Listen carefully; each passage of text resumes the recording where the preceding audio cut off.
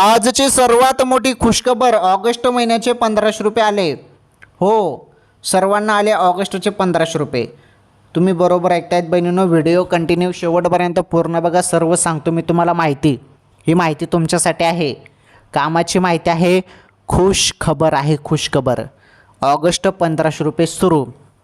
हे बघा, भरपूर दिवसापासून तुम्ही सर्वजण वाट बघत होते ऑगस्ट महिन्याच्या हप्त्याची, आणि ऑगस्ट महिन्याचा हप्ता तुम्हाला जुलैच्या हप्त्यासोबत मिळेल असं पहिले सांगण्यात आलं, परंतु जुलैचे फक्त 1500 रुपयेच आलेले आहेत तुम्हाला.